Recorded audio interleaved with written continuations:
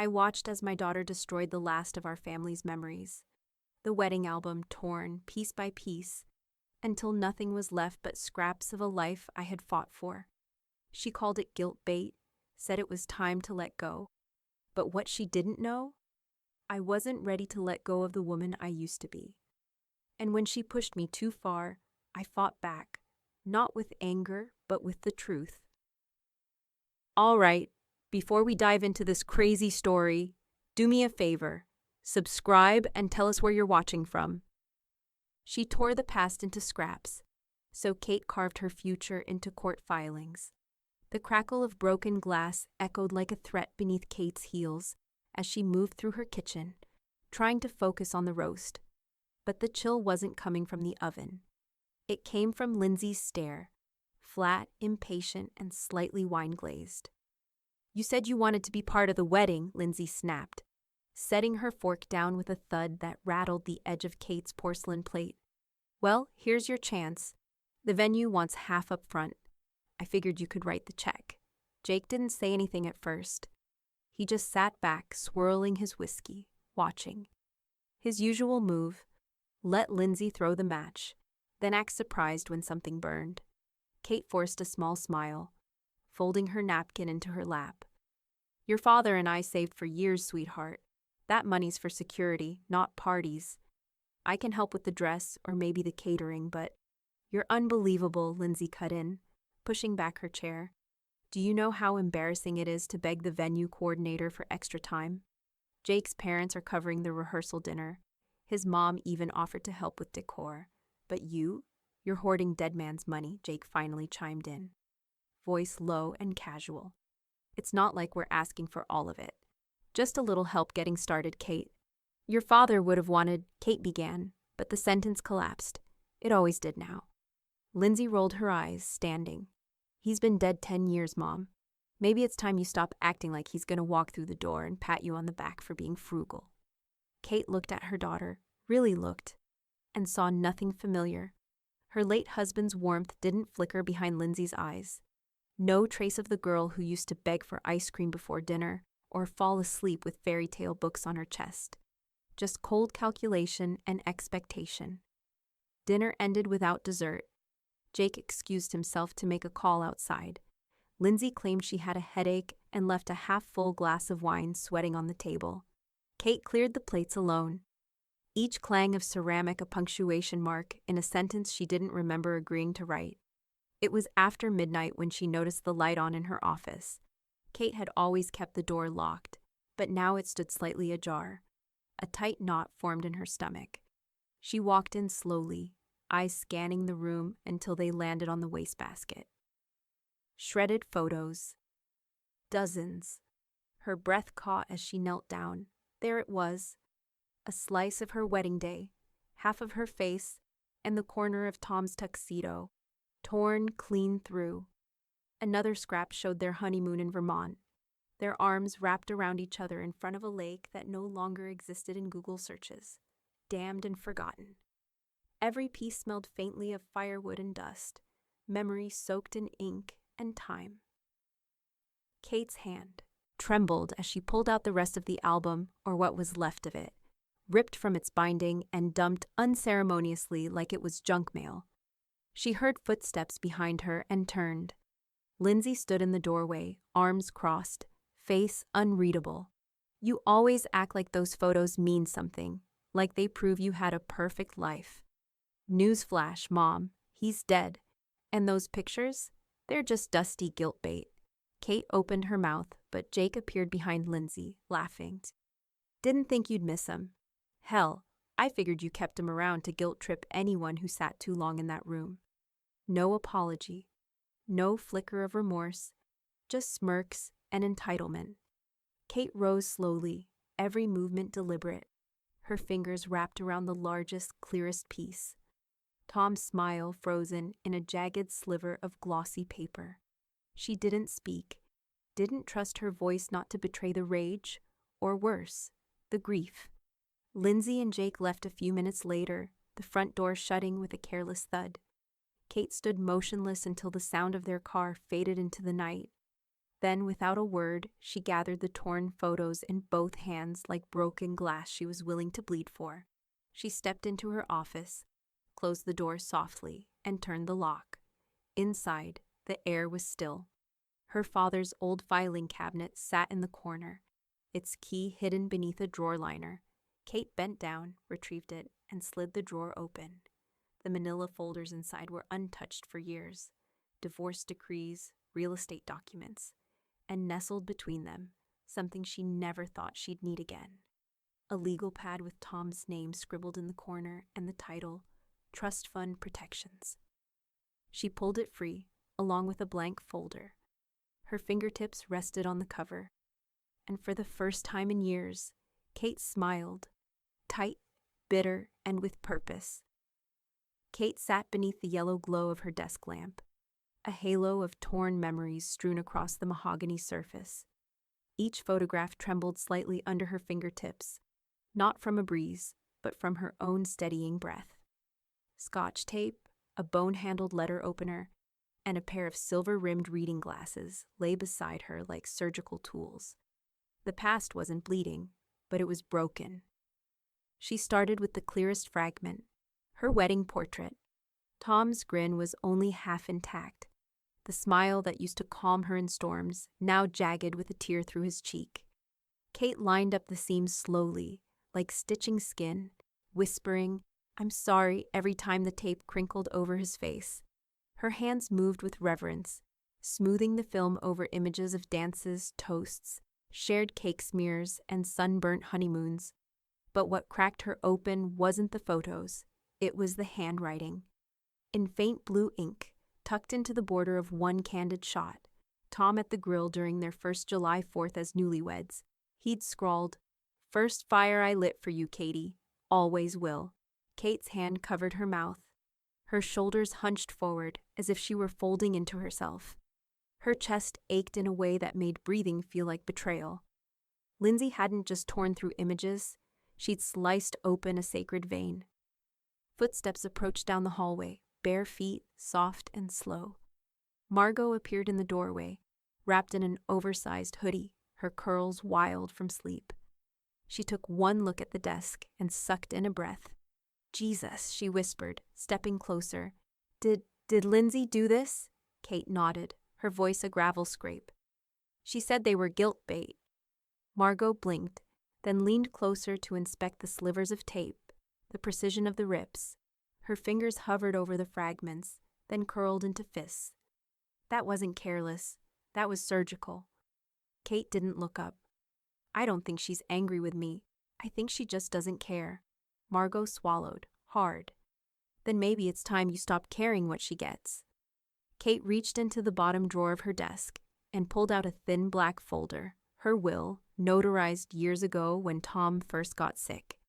It had collected dust through birthdays and broken promises. She laid it on the desk like a confession. Her hand hesitated over the clasp. But when she opened it, something inside her clicked. Kate slipped on her glasses, pulled out a red pen, and with the same careful hands she'd used to tape Tom's smile together, she drew a clean line through Lindsay's name. She paused, stared at the fresh slash, and didn't flinch. No more delays, no more hoping Lindsay would soften with time. Kate added a note in the margin. "See updated beneficiary memo. Primary, Margot V. Green." There was no thunderclap, no cinematic music cue. Just the quiet click of her pen on the glass desktop, and the faint buzz of her phone, a text, from Jake. "Jake, hope you're ready to bless our marriage, old gal. Linz is thinking veil shopping this week. You in?" Kate stared at the message. Her fingers hovered over the screen, then dropped it into the drawer and shut it. There was nothing left to say to that boy. Instead, she pulled out her laptop and opened her calendar. Her mouse moved with precision. One click, another, a third. Wednesday, 10 a.m. Meeting with Dalpret Ihai. Becca Chen, her old estate attorney, quiet pit bull, steel spine in a silk blazer. Kate hit confirm, and as the screen dimmed, a strange calm swept over her. like the final exhale before a wildfire changes direction.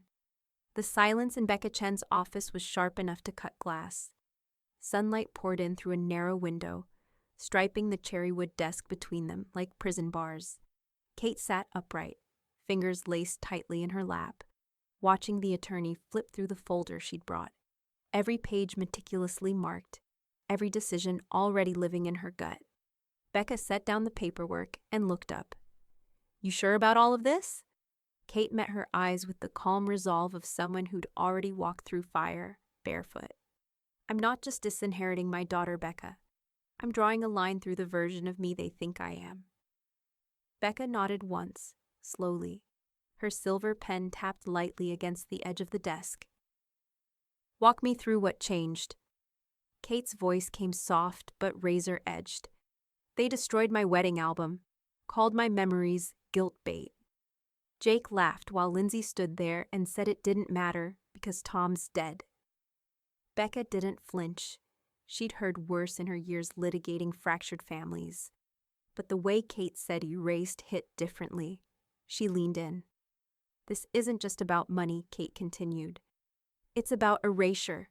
They're rewriting my life while I'm still living in it. And I won't let them." The room held still for a beat before Becca turned back to the computer. "All right then, let's burn it all down, legally speaking, of course." Kate watched the cursor blink on the digital will draft, each keystroke sounding like a nail hammered into an old hollow coffin. Becca moved swiftly, years of muscle memory guiding her hands. Removing Lindsay and Jake completely, she muttered, typing. No access to assets, no fallback clauses, no loopholes. Kate nodded, silent. Becca's fingers kept going, transferring full ownership of the house to the Fairview Historical Preservation Trust. Smart move. It'll protect it from any kind of sale or contest. The corners of Kate's mouth lifted, just slightly. Tom loved this place. Said it had bones you don't find in new builds. It deserves to outlast them. Becca raised an eyebrow, impressed. "You're building more than protection. You're building permanence." Kate pulled out one final sheet from her bag. A single-page proposal she'd drafted in the hours after their family dinner combusted into ashes. "I want to establish a literacy grant," she said. "Annual, renewable, for first-generation kids who want to teach." Becca scanned the paper, then smiled. "The Thomas Green Memorial Teaching Fellowship. I like it." Just then, Margot's voice chimed from behind them. She leaned casually against the door frame, holding 2 coffees and a smug smile.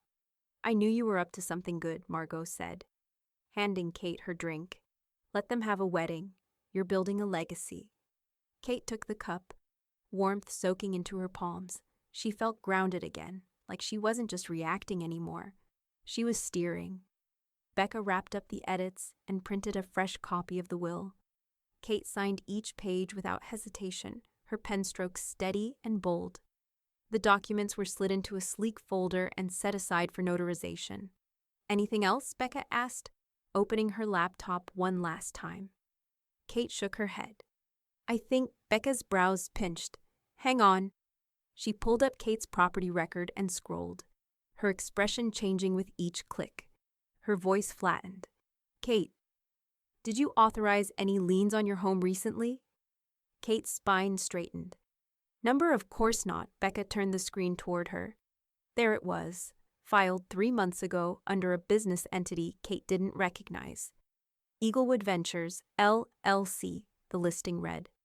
A lien in the amount of $45,000, secured against the property. Kate's eyes narrowed. "What the hell is that?" Becca's voice was low, tight with suspicion. "It's not unusual for people to use shell companies to hide transactions. But the signer on this document..." She clicked again. A scanned signature filled the screen. Jacob E. Carter. Kate leaned closer, pulse pounding in her ears. Jake had placed a lien on her home, quietly, deliberately, and without a word. The betrayal wasn't finished. It had only just begun. The printer's hum stopped short with a mechanical click. Becca slid the lien paperwork across her desk, one perfectly manicured finger tapping the highlighted line. "Future compensation for non-financial support, per verbal agreement." Kate stared at the words like they'd been written in blood. Verbal agreement? Her voice cracked with disbelief. I never promised that boy a thing, certainly not my house. Becca's jaw tightened. This is flimsy, but it's just credible enough for damage. He's implying that because you discussed supporting the wedding, he acted in reliance on that, emotionally or financially. It's manipulative, Kate. And textbook bad faith filing. Kate inhaled through her nose, steady but seething. Her pulse thudded at her temples. Jake hadn't just disrespected her. He had tried to preclaim her home, the house she and Tom rebuilt after the kitchen fire, the one with the porch swing Lindsay fell asleep on during thunderstorms. And the LLC, she asked. Deliberately structured, Becca replied. That's how he filed the lien without triggering your alerts. He used a third-party shell to hide the trail. But we're going after it, now. Becca turned her laptop and started typing with surgical precision. I'm filing a motion for immediate injunction, fraudulent lien, no release until we get a full review.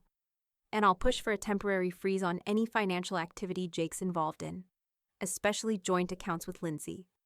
Kate's voice came low, but clear. Do it. Within 24 hours, Judge Greer signed the emergency freeze. The courthouse hallway buzzed with quiet tension as the clerk handed Becca the stamped order. Lindsay's voice exploded down the hall a minute later, high-pitched and venom-laced. You froze our accounts? She shouted, heels clicking like gunshots against the tile as she stormed toward Kate. What the hell is wrong with you? Kate didn't flinch. She stood calmly by the window, watching raindrops tap against the glass like a ticking clock. You knew he filed the lien? She asked without turning. Lindsay scoffed, arms crossed, wet mascara smudging at the corners of her eyes. He did what he had to do. You kept dangling money like bait, then yanked it back. No, Kate said, facing her now. What I did was say no. He turned that into a weapon. You're trying to ruin my life, Lindsay barked. This was supposed to be our time, our wedding, and you're doing this on purpose. Kate stepped closer, steady and slow. No, Lindsay, I'm protecting mine. Something you stopped caring about the moment he slipped a ring on your finger. Lindsay's mouth opened, but no sound came out. Her hands clenched, then fell to her sides.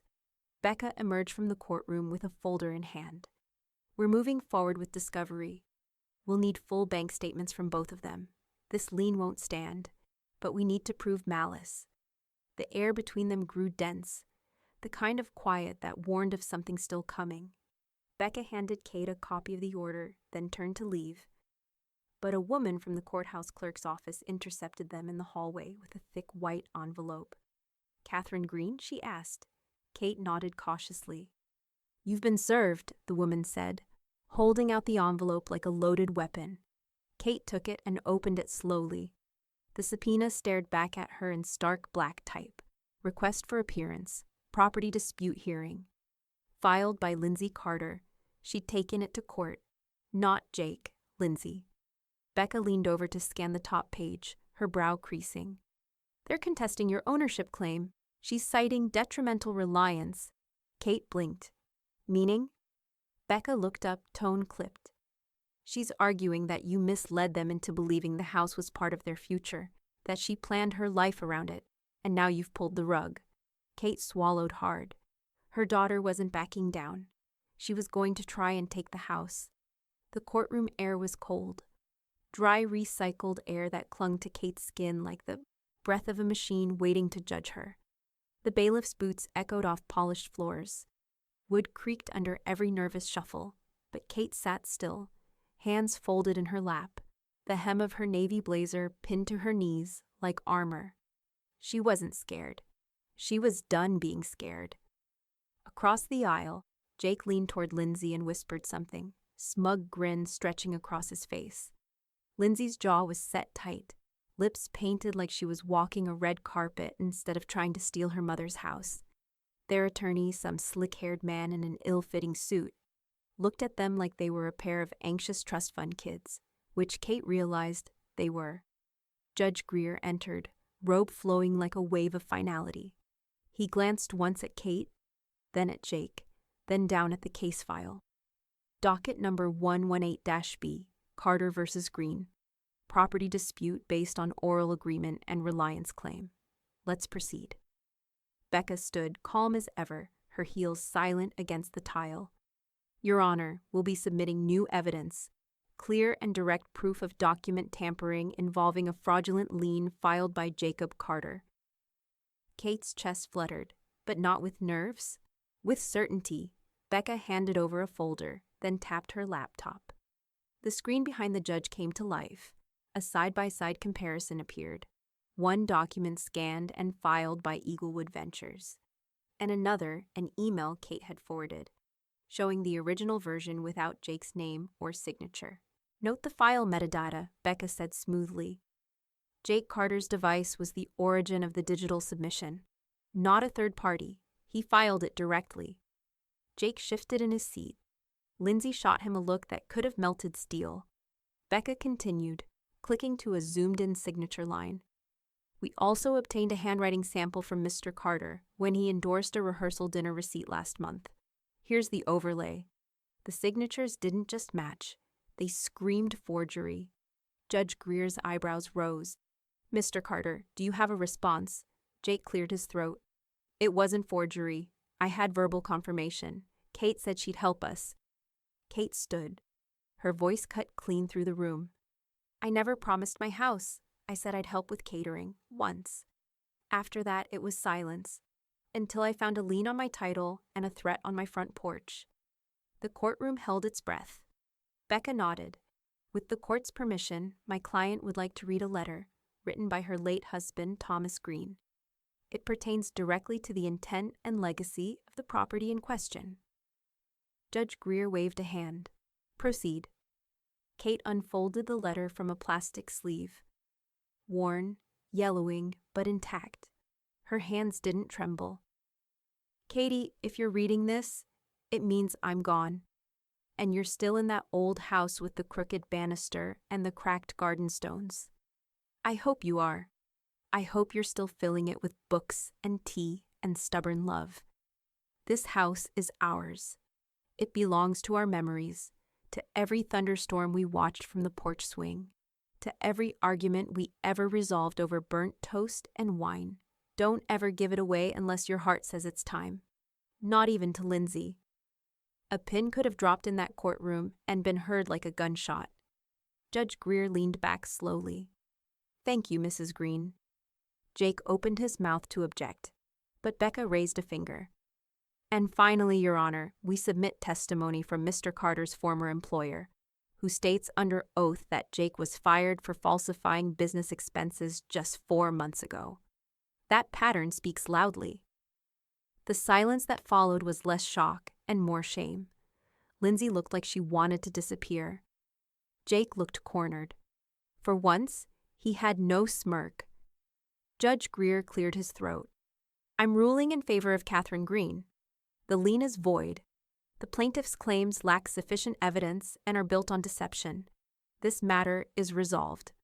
Kate exhaled. Her grip loosened around the armrest. Beside her, Margot beamed, whispering, They showed up with demands. You showed up with documentation. Kate gave a small, dry laugh. And receipts. But it wasn't over. Back at Becca's office later that afternoon, Kate sat across from her and slid a new folder across the table. I want to file a formal complaint, she said, voice steel. Becca opened it. Inside, statements, texts, and a record of Jake's persistent, escalating financial suggestions over the past year. I think it's time someone called it what it is, Kate said, her voice cool. Elder financial coercion. Becca nodded once, lips tightening into a grim smile. Then let's go all the way. The clerk behind the counter didn't blink when Kate slid the thick envelope across the glass. But she looked again when she saw the name typed on the first page. Jacob E. Carter, Complaint of Financial Exploitation. Kate didn't flinch. It's all there, she said quietly. Dates, screenshots, and 2 notarized affidavits.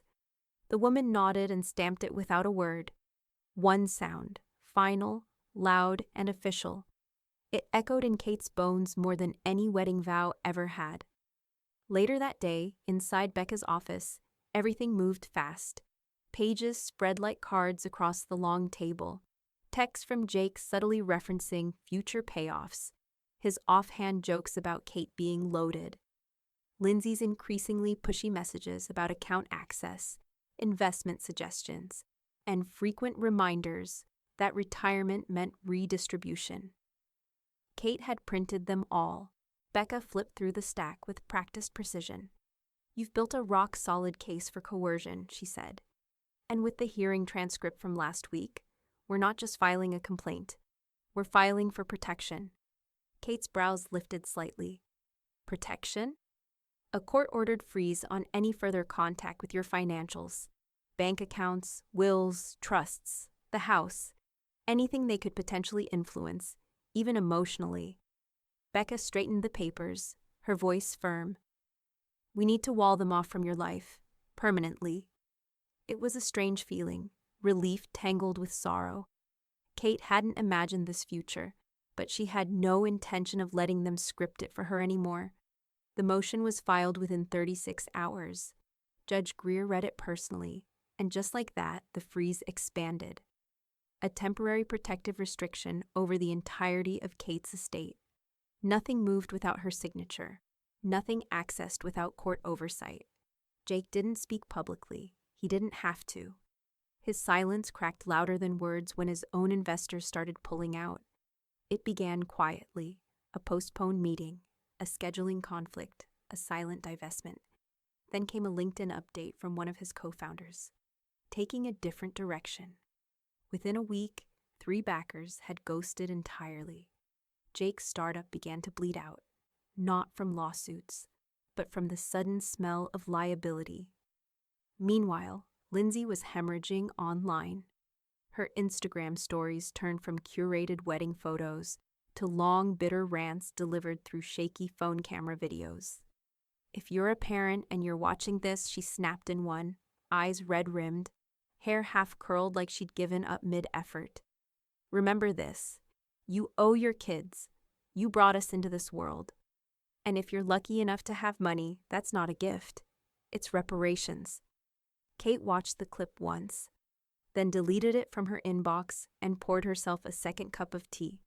Margot, however, had stronger words. "If she says one more thing that sounds like it belongs in a ransom letter, I'm mailing her a copy of the definition of entitlement." Kate just smiled over the rim of her mug. "They're unraveling themselves. I just pulled the thread." But things weren't done unraveling yet. On a rainy Friday morning, Becca forwarded an email that made Kate's stomach tighten like a vice. Subject line: "Urgent payment deadline approaching." From Brookhill Estates venue coordinator. "As of today, the full balance for the Carter wedding remains unpaid. Due to the nature of high-demand weekends, if the remaining amount isn't remitted within 5 business days, the reservation will be canceled permanently and released to our waiting list." Kate reread the email twice. Jake and Lindsay hadn't just overreached, they'd overpromised. And now their fantasy wedding was about to collapse under its own weight. Becca called a few minutes later. "They put the deposit down before the lien was discovered. My guess? They expected your funds to cover the rest." Kate exhaled slowly, the sound soft but final. "Do we interfere?" she asked, but she already knew the answer. "No," Becca said. "We let the countdown run out." Kate glanced out the window. Thunder rolled in the distance. Somewhere across town, a dream they never earned was slipping through their hands. She didn't smile, but she didn't stop it either. The knock came hard, 3 sharp bangs that rattled the glass pane in the front door. Kate looked up from the fireplace where Margot was crouched, stacking birch logs for the first autumn fire of the season. "Ignore it," Margot muttered. "Let it echo into whatever void they're screaming into now." But Kate already knew. She could feel Lindsay's fury on the porch, like heat radiating through the wood. She opened the door slowly. Lindsay stood in the rain, coat flung open over a silk blouse, hair damp and frizzing at the edges, mascara smudged just enough to hint at either tears or an emotional tantrum. Probably both. "You've got 5 days," she snapped. "Brookhill called me. Either we pay the balance or the venue's gone." and I know you're sitting on enough to make this disappear." Kate didn't respond immediately.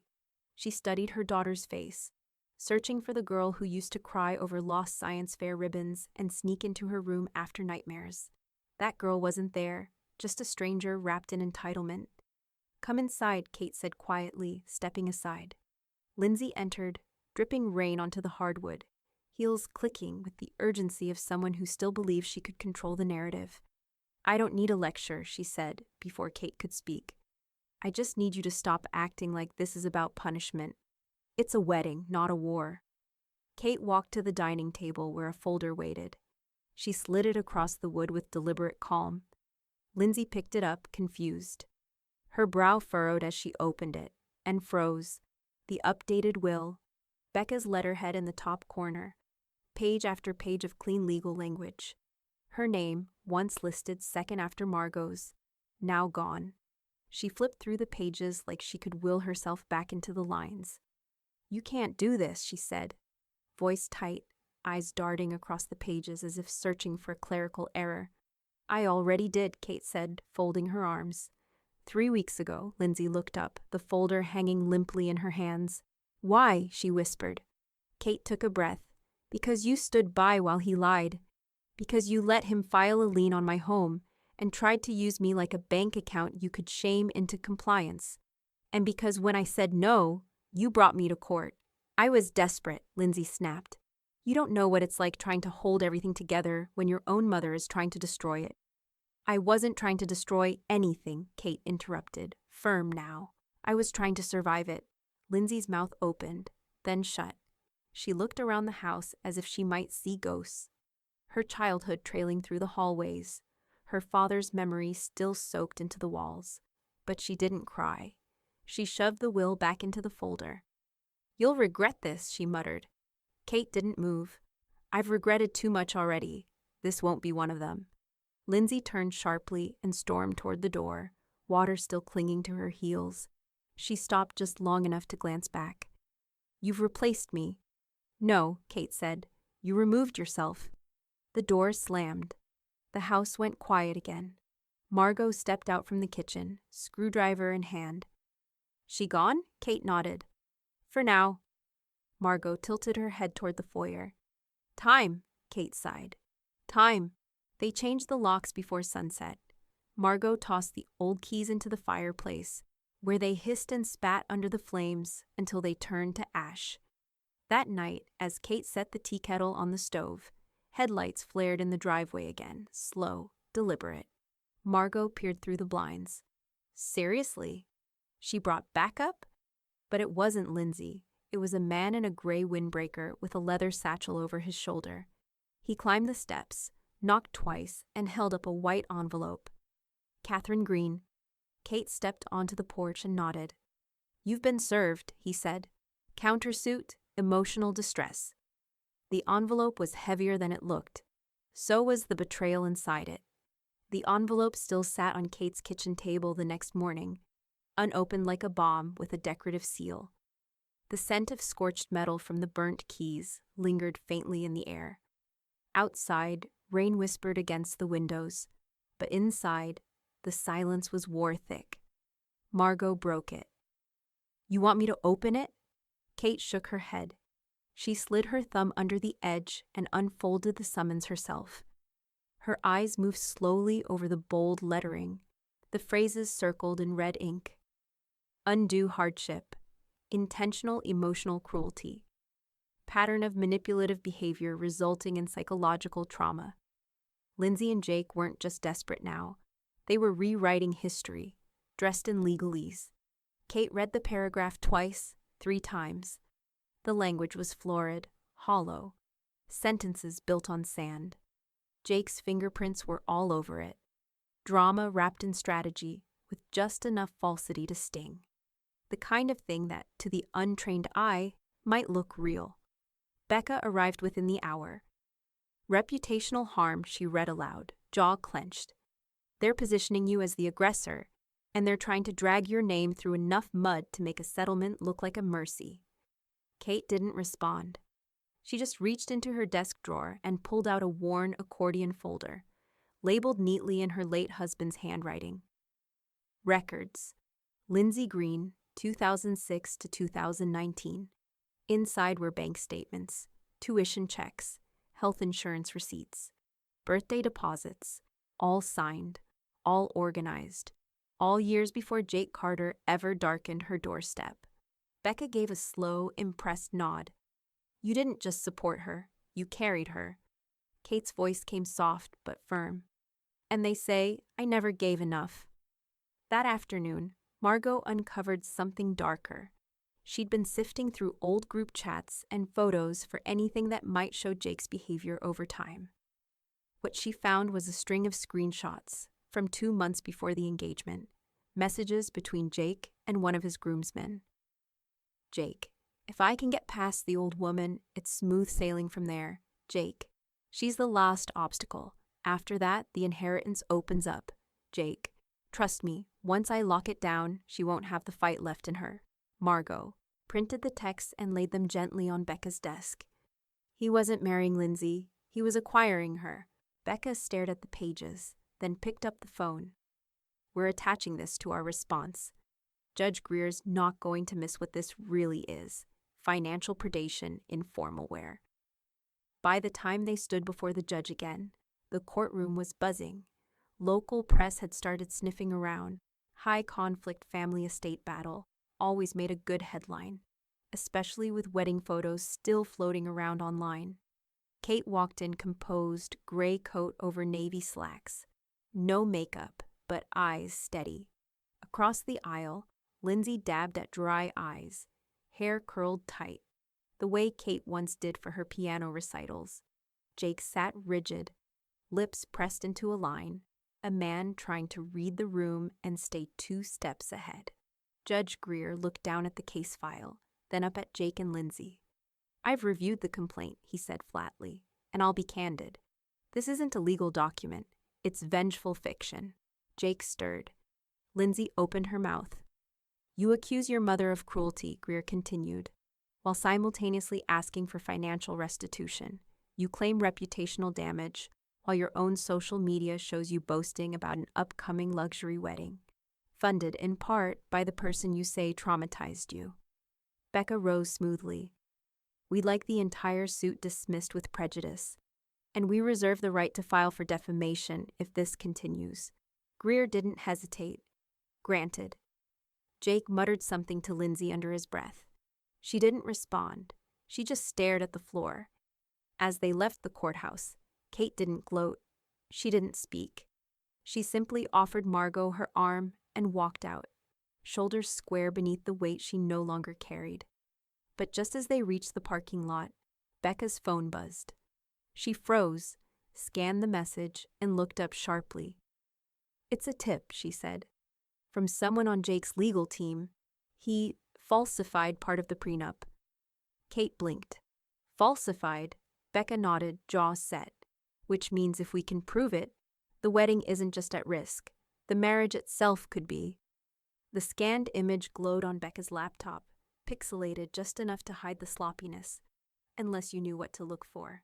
And Becca knew. Kate leaned in, eyes fixed on the bottom of the prenup, where the notary stamp sat tilted, half-smudged, and Becca had confirmed completely fake. That's not just a forged stamp, Becca muttered, zooming in. That's a made-up attorney. The firm doesn't exist, and the number attached to the bar ID belongs to a dentist in Oregon. Kate exhaled slowly, her fingers curling around the back of the chair. So he faked the part that would protect Lindsay. He wrote himself bulletproof in ink that won't hold in court, Becca said. But it gets worse. He filed it with the county recorder. Becca didn't wait. She packaged the forged prenup, the metadata, and the tip from the anonymous paralegal into a digital folder and hand-delivered it to the district attorney's office the next morning. Within 48 hours, they opened a criminal investigation for fraudulent legal documentation and intent to deceive a spouse for financial gain. Jake's bank accounts were frozen by Friday. Every investment, savings plan, and business fund placed under review. Even his Venmo pinged suspicious activity flags. Kate didn't celebrate. She didn't smile. She just sipped her coffee, watching steam rise into the quiet of her kitchen like smoke from a slow-burning house. But the silence didn't last. By Monday, the fallout began. The florist dropped out first, sent an apologetic email citing conflicts with ongoing legal proceedings. Then the band canceled. Then the venue, the same one Lindsay had fought for, revoked the contract entirely.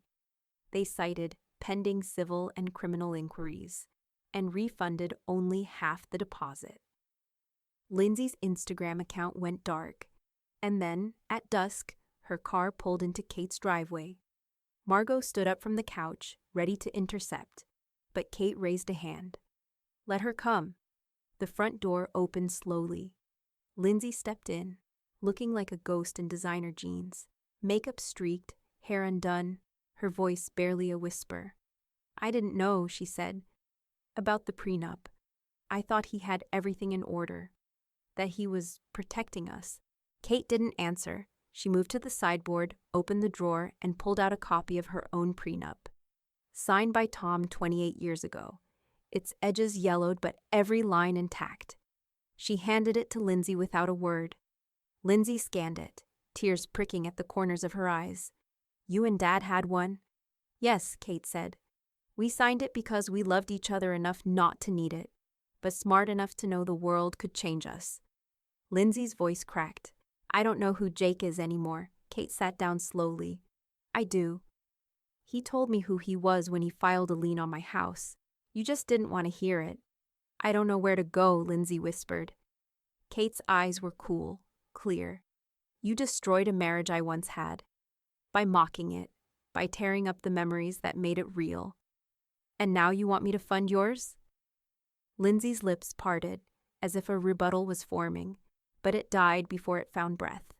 I can't undo what you chose, Kate added, rising to her feet. But I won't enable the life you tried to build on lies. Lindsay turned, shoulders shaking, and left without another word. The door shut softly behind her. Kate stood still in the hallway. No triumph, just air. Still, heavy with what had finally broken. Becca called the next morning. Her voice was taut. Judge Greer just set a date for a full evidentiary hearing, civil and criminal. Discovery opens this week. Kate pressed the phone to her ear, the sun spilling through the kitchen window. Will I need to testify? She asked. Absolutely, Becca said. They're calling everything into question now. Jake's finances, Lindsay's knowledge, the forged documents, even the estate changes. It's all on the table. Kate looked out the window where her late husband's roses were starting to bloom again. Early, bright, and fierce. Good, she said. Then let's lay everything bare. The courtroom smelled faintly of lemon floor wax and cold coffee, the kind of sterile scent that clung to nerves. Kate sat near the front, blazer pressed sharp, hair pulled into a low, deliberate knot. She didn't need drama, she brought the truth. And today, she would deliver it. Across the aisle, Jake kept checking his phone, as if a message might come to rescue him from consequence. Lindsay sat beside him, eyes puffy, hair styled but limp, as though effort had become an afterthought. Their attorney flipped through papers, whispering frantically. Kate didn't move. Becca stood and approached the bench with a thick binder in hand. Your Honor, we respectfully submit physical and digital records documenting every financial gift, payment, and transfer made by Mrs. Green to her daughter over the past 14 years. She passed copies to the court clerk.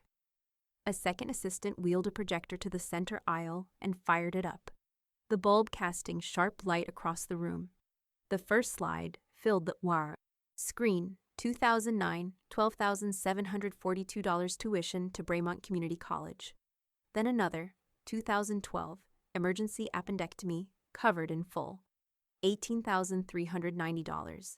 2015, car loan payoff, $9,600. 2017, down payment on Lindsay and Jake's first apartment, $14,000. The list went on. Receipts, emails, notarized letters of intent. All signed, all real. Becca turned to the court. These payments were not loans. They were given freely, without expectation of return. But the narrative being spun in this courtroom is one of abandonment, financial neglect, and cruelty. We're here today to bury that lie with documentation. Jake shifted uncomfortably. Lindsay looked away. Then came the second slide deck. This one was for Jake. Projected on the wall, line by line, was the unraveling of his image. Inflated consulting invoices to investors. Phantom LLCs created to filter money through dormant accounts. An $11,000 wellness retreat, listed as a business expense, later revealed to be a bachelor party in Tahoe. Kate sat still as her ex-son-in-law's career cracked open like a rotted hull. Becca didn't smile. "Your Honor, these aren't accusations. They're entries, confirmed by bank transfers and matched by his own digital footprint." Then Kate stood. She didn't approach the bench. She only turned to face the gallery, voice clear and unflinching. "I brought photographs to our last dinner," she said. "They cut them up, threw them in the trash like memories meant nothing. Today, I brought the receipts." She lifted the final folder in her hand and set it on the table in front of her. A record of every birthday check, every co-signed loan, every single time I helped Lindsay when she said she was drowning. And in return, she tried to drown me. Judge Greer leaned forward slightly. His pen paused mid-scratch. "And let me be clear," Kate added. "This isn't vengeance. This is what accountability looks like when you remove the excuses." Gasps stirred quietly among the spectators. Then Margot took the stand. Sworn in, composed but fierce, she began with her full name, age, and occupation, then looked directly at the judge. "I've watched Lindsay manipulate her mother for years. I've watched Kate give and give, trying to keep the peace. She wasn't cold. She wasn't absent. She was exhausted. And the only time she ever said no was when they asked for something that didn't belong to them." Greer didn't interrupt. He just nodded slowly, then looked down at his notes, the room falling into a silence so thick you could hear the ceiling fan ticking above.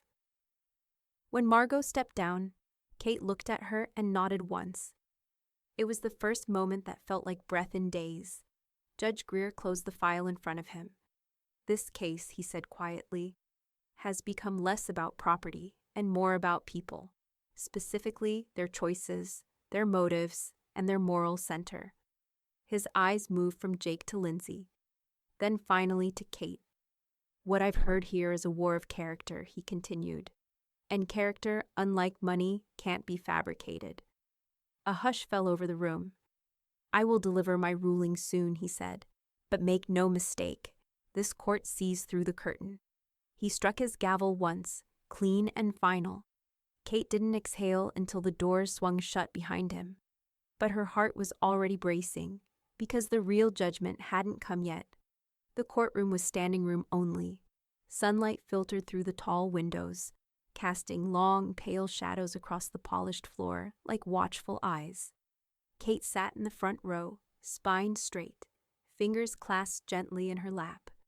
She wore the same dark blue blazer Tom had bought her for their anniversary 12 years ago, back when promises were kept in action, not in ink.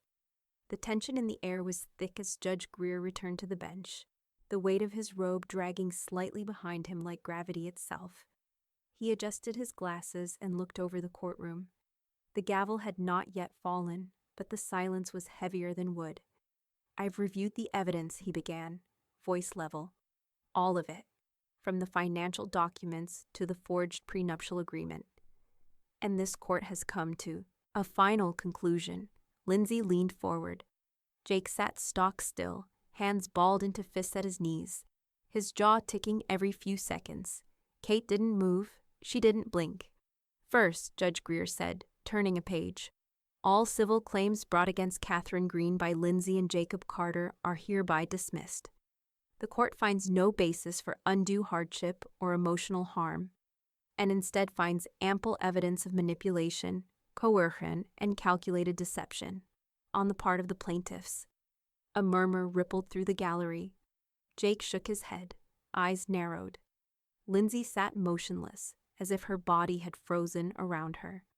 "Second," Greer continued, The revised will and estate arrangements made by Mrs. Green are upheld as valid and legally binding. No further contest will be entertained. Lindsay let out a strangled sob. Becca turned slightly, her face unreadable. Third, he said, looking directly at Jake now. The forged prenuptial agreement submitted by Mr. Carter has been referred to the District Attorney's Office for Criminal Review under Penal Code 115, fraudulent filing of a legal instrument. Jake's mouth twitched. His eyes darted to Lindsay, but she wouldn't meet them. Becca stood. Your Honor, we're also submitting a motion for a permanent restraining order, prohibiting contact from either plaintiff with Mrs. Green or her estate. Judge Greer nodded. Granted, Lindsay finally broke. Tears spilled down her cheeks as she rose unsteadily to her feet. You're killing my dreams, she sobbed, loud enough for the whole courtroom to hear. Kate looked up at her daughter, not with rage or pity, but with the cool grief of someone mourning the living. You killed my memories, Kate replied softly, and that was it. Jake stood abruptly, chair screeching across the floor. His face was red, twisted with embarrassment and fury. This whole thing's a circus, he spat, grabbing his coat as he stormed out of the courtroom. The doors slammed behind him with a hollow boom. Lindsay stood alone. No one reached for her.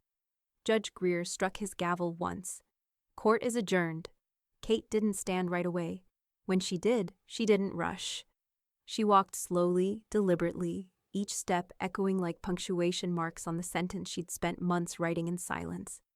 She passed Lindsay without a glance. Margot joined her near the exit, offering a quiet nod of approval. Becca caught up beside her. That's as clean a win as we could have hoped for. Kate offered a tight smile. It doesn't feel clean, but it feels done. They stepped outside.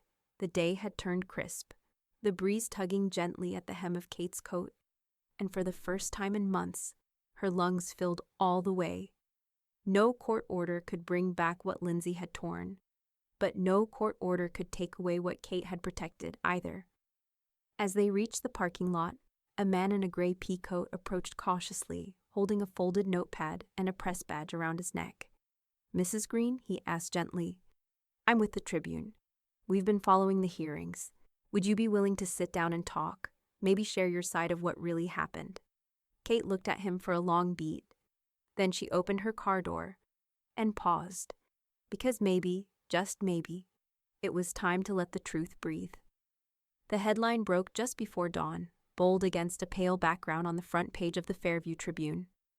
Widow wins case against daughter's financial abuse, a modern cautionary tale. Kate read it from her kitchen table, coffee cooling beside her as the words stared back. There was no picture, just a simple line drawing of the courthouse above the fold, and beneath it, the journalist's byline. When family becomes a transaction, someone has to close the account. The interview had been quiet, respectful, 20 minutes in a sunlit corner of her garden. Kate hadn't intended to become anyone's headline, but when the reporter asked, "What made you finally say no?" she'd answered truthfully. "I didn't say no out of anger," she'd said. "I said no out of love for the woman I used to be, for the husband I lost, for the life I built with my own hands." And now her story was everywhere. By noon, the article had been syndicated by 3 regional outlets. By evening, it trended on a legal blog under the category Elder Exploitation Cases to Watch. Margot burst through the front door holding a printout of the article, practically glowing. "You just saved 100 quiet women like you. Maybe more. You're not a headline, Kate. You're a damn wake-up call."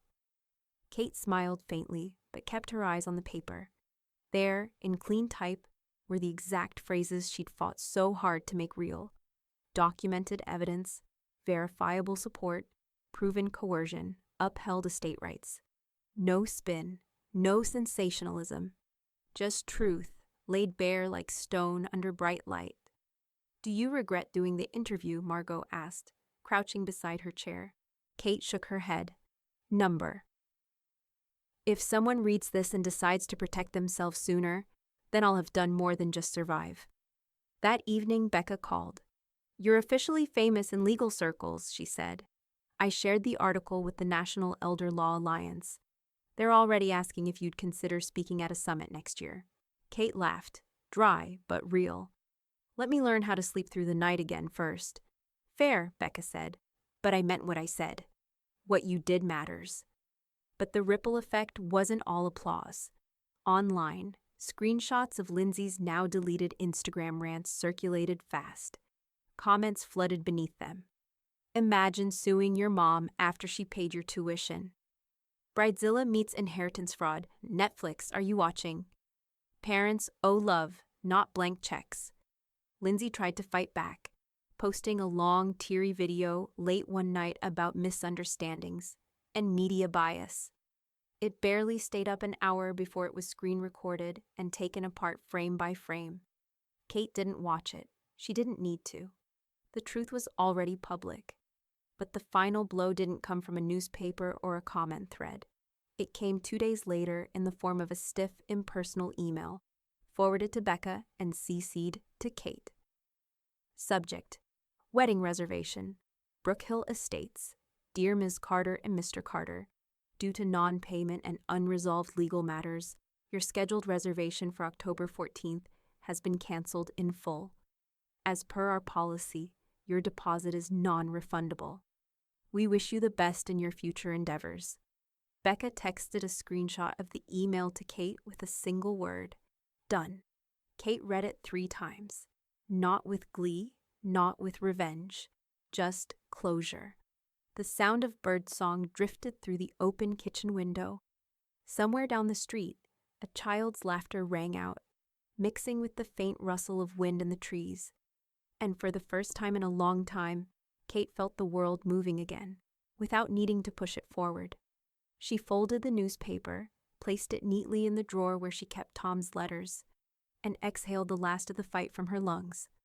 But even as the air settled, the silence was short-lived, because less than an hour later, another letter arrived.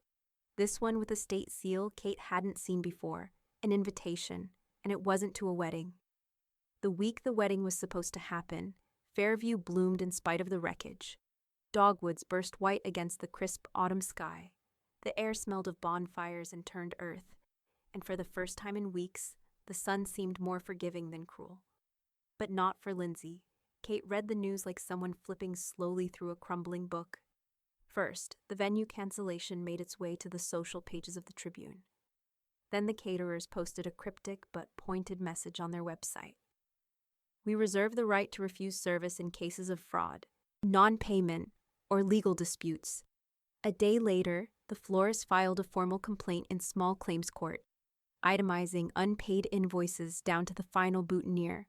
Meanwhile, Jake's unraveling became public. Kate didn't seek out the headlines, but they found her anyway. Local tech advisor accused of investor fraud. Documents link prenup forgeries to broader pattern of deceit.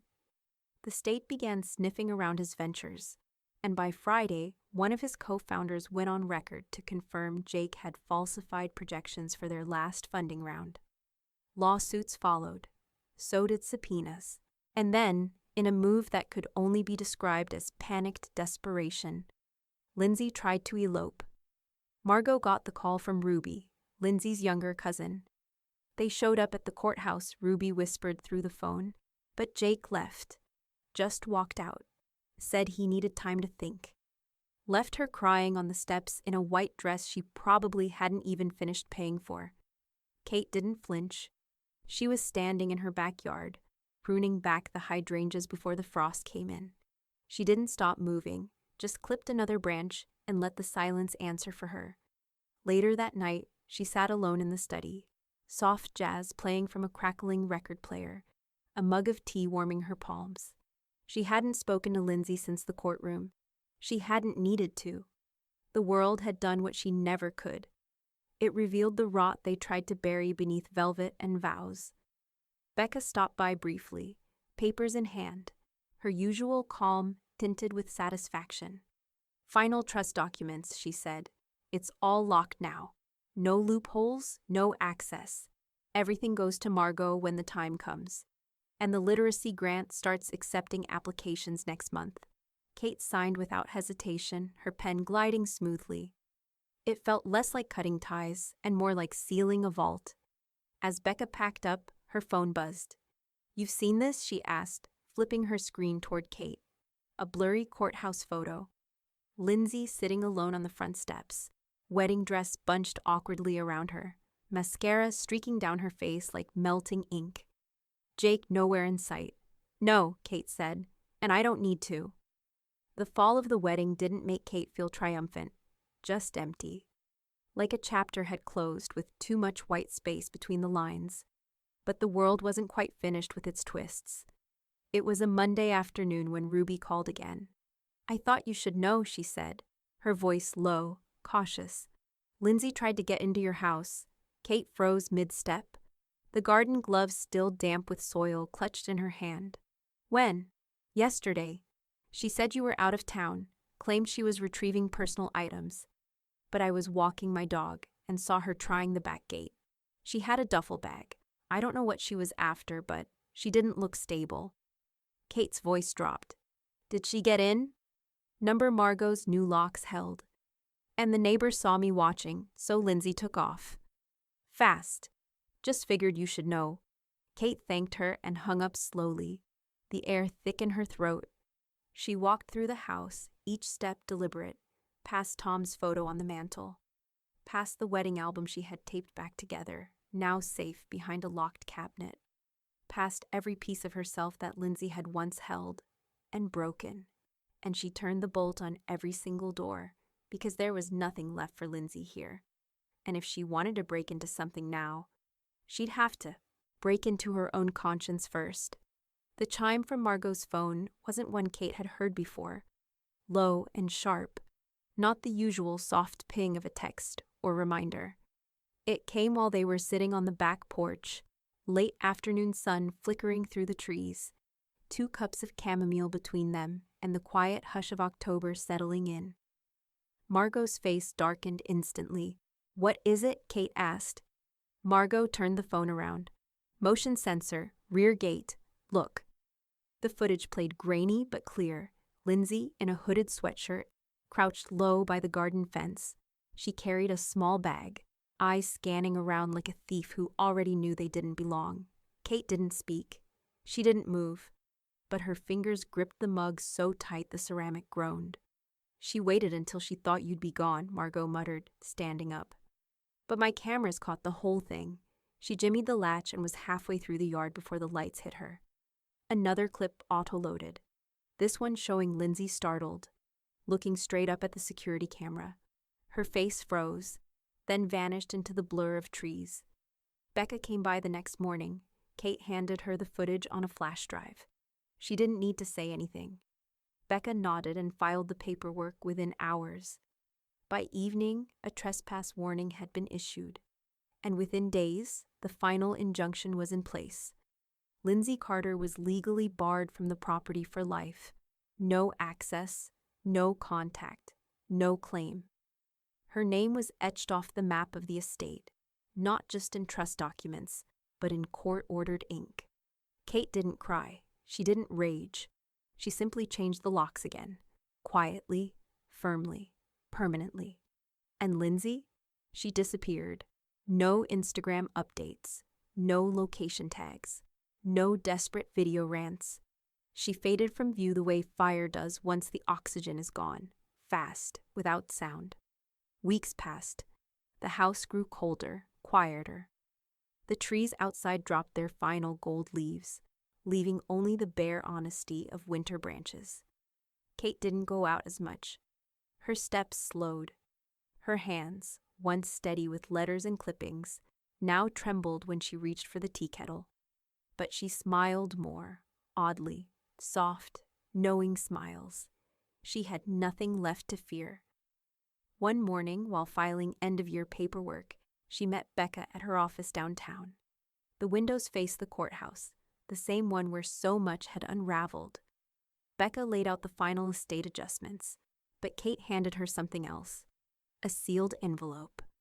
"For the vault," Kate said. "Only to be opened when I'm gone." Becca looked at her. "It's not—" "I know," Kate said, gently. "It's just the last thing I need to finish." She left that day with a lighter step.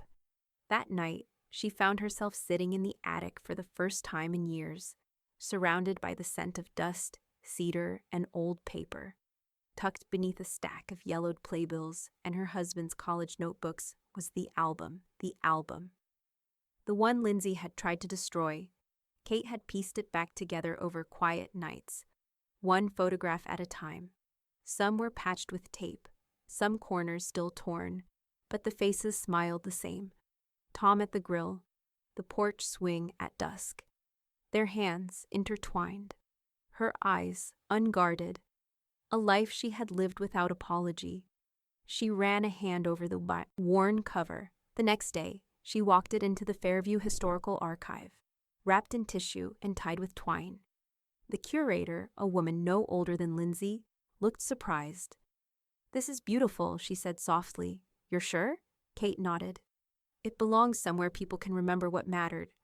The woman flipped through it carefully, pausing at the handwritten note on the first page. "To anyone who forgets how much it cost to build a life, this was the price. I paid it in full." As she left the archive, a light drizzle slicked the pavement outside. Her breath came slower now, fogging gently against the cold. Her body told her what no doctor needed to say. She didn't have forever, but she had this moment, and she had made it hers. The first time Kate saw her wedding photo again, really saw it, restored and whole, it nearly took her breath away.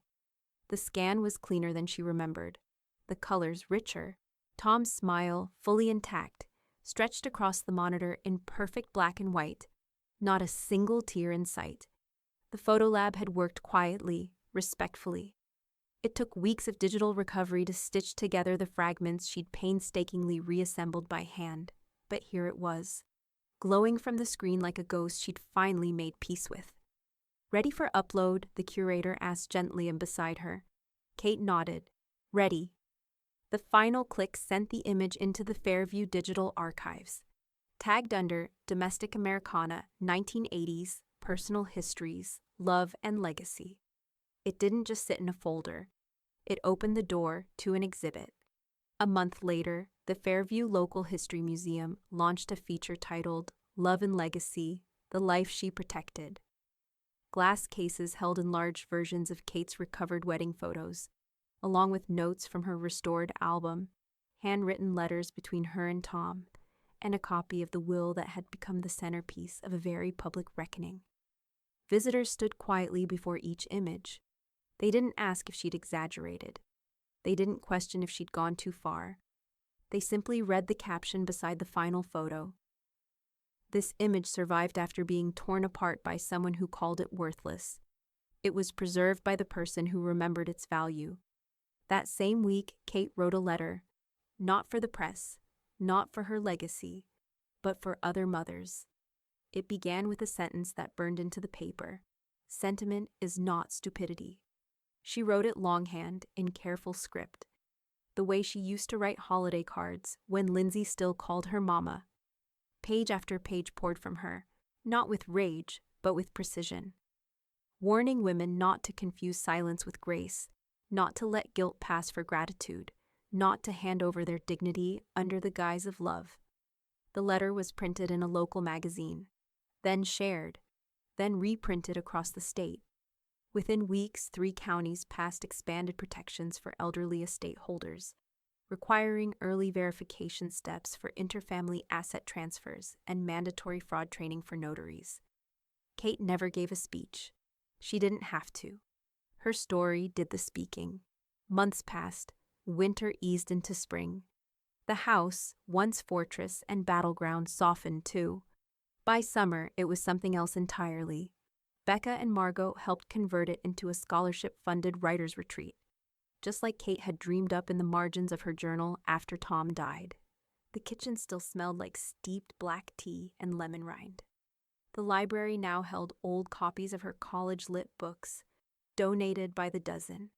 The guest rooms were fitted with fresh linens, stacks of blank journals, and notes of welcome in Kate's own script. The sign by the door read, "The Greenhouse, a sanctuary for women who write the truth." It wasn't grand. It wasn't loud. It was hers. And Lindsay? She faded into footnotes. There was no reunion, no apology, no redemption arc, just absence. She remained exactly where she had chosen to be, outside the story. Kate didn't wait for a knock that never came. She didn't dwell on shadows. She walked the garden in the morning, answered letters from young women starting over, drank her tea slowly, letting it cool to the right temperature, just the way Tom liked it. One afternoon, a teenager from the retreat asked if the wedding photo in the front hallway was real, if it had truly been torn. Kate smiled. "Oh yes," she said, "torn straight down the middle, then put back together by someone who remembered why it mattered." The girl blinked. Why keep it? Kate's eyes didn't waver. Because stories survive what people destroy. Later that week, the photo was used in a statewide elder advocacy campaign. It appeared on posters, in courtrooms, in classrooms. The caption beneath it read, "My daughter ripped my wedding photos to shreds, so I shredded her dreams in court."